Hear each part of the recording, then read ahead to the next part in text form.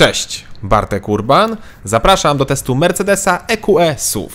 A EQE SUV to, tak jak nazwa wskazuje, podniesiona wersja modelu EQE. I to nie pierwszy taki zabieg w Mercedesie z nazwami, bo są również takie modele jak EQS oraz EQE SUV, a teraz również właśnie wkracza EQE oraz EQE SUV. A oznaczenie EQ na początku oznacza oczywiście elektryczną rodzinę Mercedesa. Rodzinę, która obecnie obejmuje już 8 aut. I wszystkie z tych modeli charakteryzują się płynną stylistyką. Płynną, czyli auta wyglądają jakby zostały stworzone z czekolady, a następnie na słońcu się roztopiły i auto zyskało takie płynne, aerodynamiczne linie. I nie mówię tego jako wada, po prostu Mercedes ma taki styl, który jednym się podoba, a innym nie. Cechą charakterystyczną są też światła, które zarówno z przodu, jak i z tyłu przechodzą przez niemal całą szerokość. Wygląda to ciekawie i w ogóle światła mogą mieć funkcję rysowania wzorów, które poza akcentem dekoracyjnym pełnią też rolę pomocy podczas jazdy w nocy, bo na przykład potrafią narysować informacje o robotach drogowych. Ciekawe. Tak samo ciekawie wygląda grill z mnóstwem znaczków Mercedesa. Fajny akcent. Niefajne za to są progi.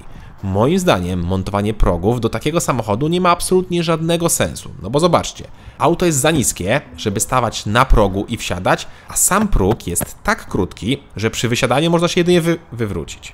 Tak naprawdę jedyna funkcja tego progu jest taka, żeby wybrudzić sobie spodnie. Bez sensu.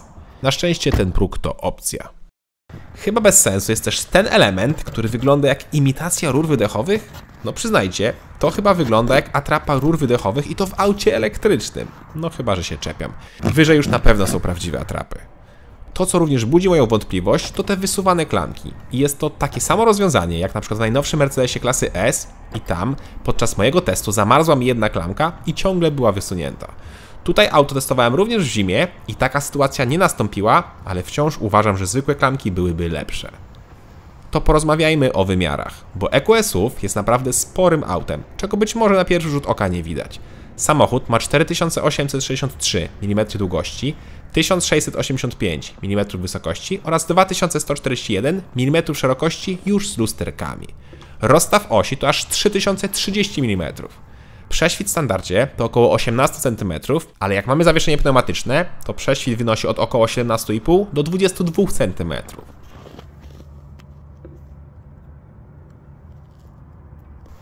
W takim razie pora na bagażnik. Kufer w EQE SUV-ie jest całkiem spory, jak na elektryka, i jego wartość to 520 litrów.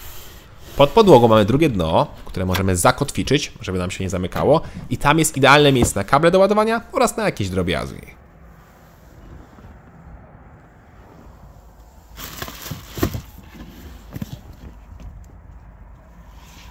W bagażniku znajdziemy też boczną przegródkę, dwa haczyki na zakupy, czy gniazdo pod zapalniczkę. Kufer można oczywiście powiększyć poprzez położenie tylnej kanapy, co robimy z poziomu kabiny. Po złożeniu podłoga jest niemal idealnie płaska, a my mamy do dyspozycji 1675 litrów. Wskakujemy na tył. Ja mam 186 cm wzrostu i bez problemu się mieszczę. Zarówno na nogi, jak i na głowę mam dużo wolnej przestrzeni. Szkoda tylko, że kanapa nie ma regulacji kąta oparcia. Same miejsca są za to bardzo miękkie i komfortowe. Z tyłu jest też do dyspozycji podłokietnik z małym schowkiem, chyba na tablet czy telefon, oraz z rozsuwanymi miejscami na poje. Są też oddzielne nawiewy i oddzielne strefy, które obsługujemy na takiej ruchomej płytce. Średnio wygodne, ale jako że jest to dla pasażerów, no to nie stanowi to problemu.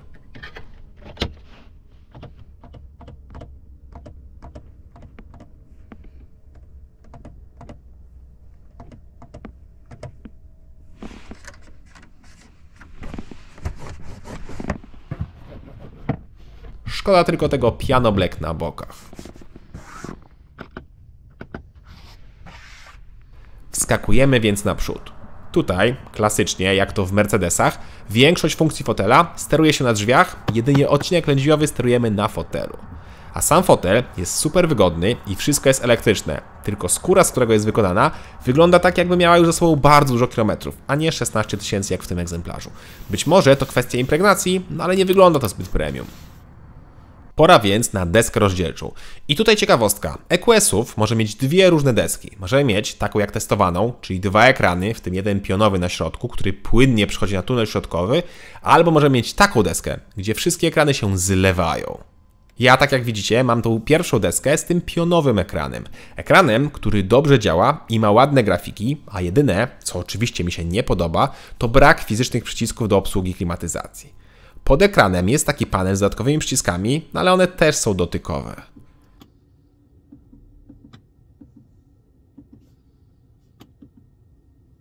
Ekran poza dotykiem możemy też obsługiwać za pomocą gładzików na kierownicy, czyli takich przycisków również dotykowych, gdzie lewym obsługujemy zegary cyfrowe i komputer pokładowy, a prawym ekran główny. Sama obsługa przycisków na kierownicy również nie jest zbyt intuicyjna i wygodna. Poza gładzikiem możemy też z autem porozmawiać. Hej Mercedes. Hej Mercedes. Tak, proszę. Zimno mi. Przepraszam, to niestety nie działa.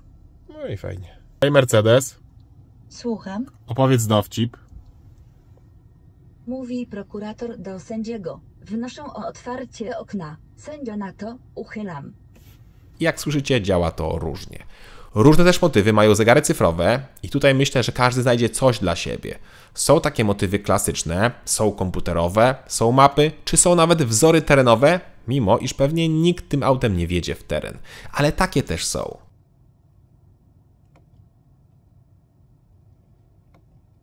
Dobra, to sprawdźmy, jakie jest wykonanie i materiały.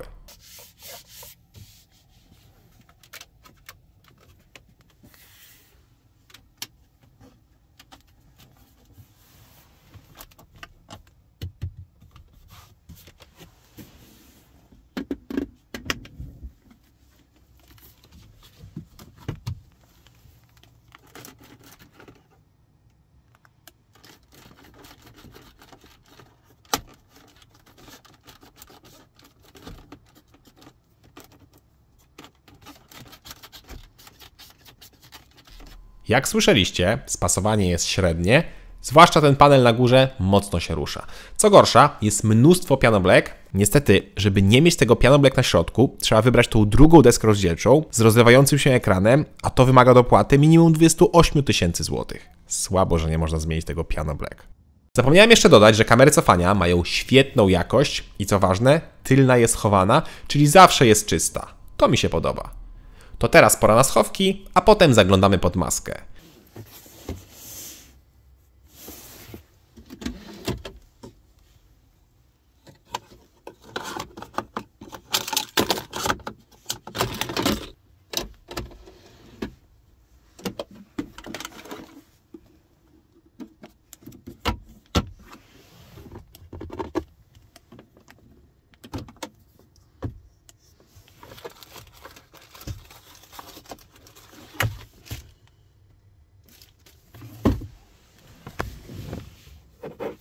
I tutaj niespodzianka. Maski nie da się oficjalnie otworzyć. Nie ma wajchy, tylko jest taki sznurek, który jest zostawiony dla serwisu. Na zewnątrz jest nawet wyprowadzone gniazdo do dolania płynu do spryskiwaczy, tylko po to, żeby nie zaglądać pod maskę. Co więcej, jak już tą maskę otworzymy, to ona nie ma ani siłowników, ani nawet nie ma patyka, żeby ją podeprzeć. Producent nie przewiduje, że się tutaj będzie zaglądało. Tylko ciekawe, co robi serwis, pewnie wkłada tu jakąś deskę. No dobra, ale EQS SUV występuje w 5 wariantach silnikowo-mocowych. Mamy 300 o mocy 245 koni, 350 o mocy 292 koni, 500 o mocy 408 koni, 43 AMG o mocy 476 koni oraz na szczycie jest EQS SUV 53 AMG o mocy aż 625 koni. Czyli wybór jest bardzo duży, dodatkowo auto ma napęd na tył lub na 4 koła, w zależności od wersji silnikowej. Ja do testu wybrałem odmianę 350 Formatic, czyli z napędem na 4 koła. Czyli mam 292 konie, 765 Nm i napęd na wszystkie koła, co powinno nam dać 6,6 sekundy do pierwszej setki oraz prędkość maksymalną na poziomie 210 km na godzinę. Pora sprawdzić przyspieszenie.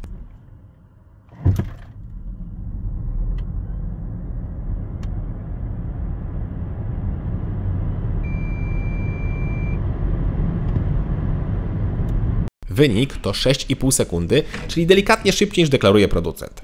Sprawdziłem też przyspieszenie w najsłabszym trybie i wtedy wynik to 7,1 sekundy.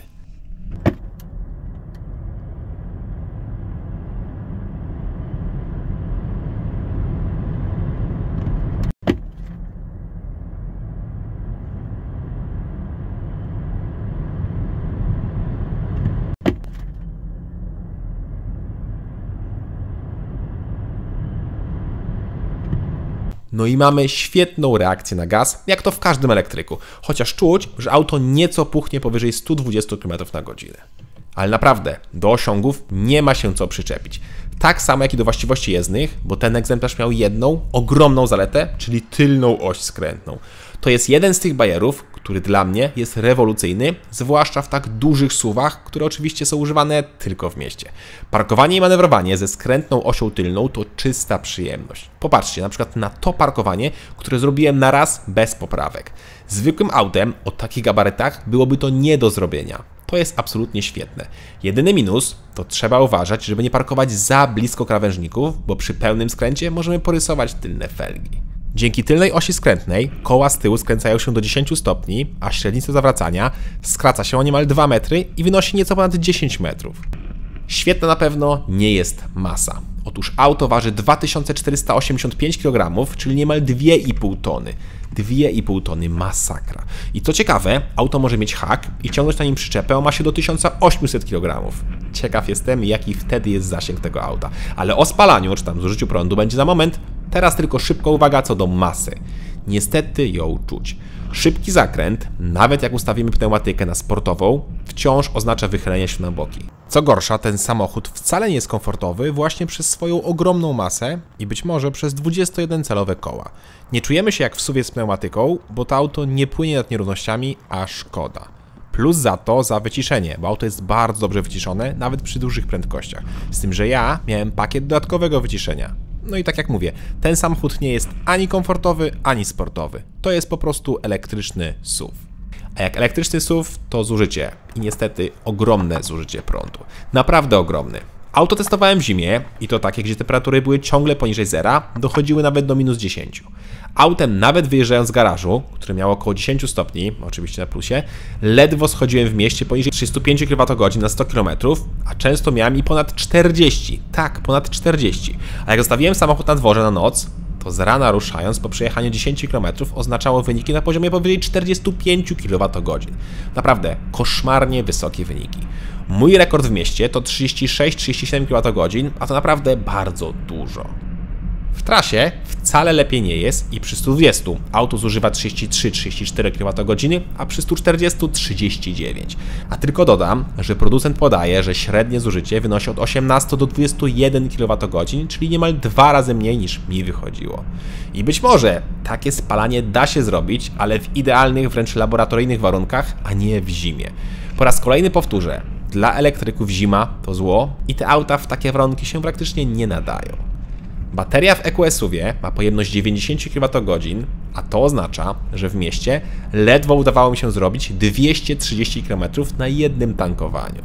W trasie zasięg jest podobny na autostradzie, a to oznacza zatrzymywanie się co jakąś godzinę 30 na postój. Na postój, który trwa minimum 25-30 minut, a niekiedy może i trwać 50% albo nawet i dłużej, jak nie będzie szybkiej ładowarki. Maksymalna moc ładowania EQS-UV to 170 kW, czyli w sumie niezbyt mocno. W takim razie pora na cenę. Najtańszy EQS-UV, czyli 300 o mocy 245 koni i z napędem na jedną oś, kosztuje 411 tysięcy złotych. Mocniejszy wariant 350 z napędem na jedną oś kosztuje 427 tysięcy złotych, a testowana 350 z napędem na 4 koła to już wydatek 440 tysięcy złotych. Najdroższe są odmiany AMG, które kosztują 533 lub 596 tysięcy złotych. I są to ceny w podstawie, bo mój egzemplarz nie kosztował 440 tysięcy, a ponad 620 tysięcy złotych. Jest drogo, naprawdę drogo. Dla porównania, Mercedes GLE 300D, czyli gabarytowo podobne auto, tylko spalinowe, z dieslem o mocy niemal 300 koni, kosztuje w podstawie 367 tysięcy złotych, czyli o 45 tysięcy złotych mniej niż najtańszy EQS-UV. Z tym, że GLE ma od razu napęd na wszystkie koła, więc tak naprawdę różnica w cenie jest bliżej 80 tysięcy złotych. A Mercedes EQS-UV to kolejny wielki elektryczny SUV do miasta, czyli coś, co moim zdaniem już z definicji jest skazane na porażkę. Po pierwsze, jest wielki i ciężki, więc oczywiście, że będzie zużywał dużo prądu i ciężko będzie znaleźć dogodne miejsce parkingowe. Fakt, tylna oś skrętna to jest zbawienie, ale i na przykład jak już zaparkujemy i nie będziemy mogli wyjść z samochodu, bo samochód jest za szeroki. Po drugie, jest to Mercedes, czyli marka premium, czyli jest bardzo drogo. Moim zdaniem do miasta lepszym wyborem jest mniejsze elektryczne auto, które po pierwsze będzie mniej zużywało, po drugie będzie lżejsze, więc będzie lepiej jeździło, a po trzecie będzie dużo tańsze. W mieście mniejsze auto jest dużo praktyczniejsze, a znowu w trasie zatrzymywanie się co 1,5 godziny na ładowanie mija się z jakimkolwiek celem i jest bezsensowne. Powtórzę to po raz kolejny. Auta elektryczne w zimie i w trasy moim zdaniem się nie nadają i zabierają nam radość i wolność, jaką nam dają samochody. I to nie tyczy się tylko Mercedesa, ale każdego innego auta elektrycznego. Cześć!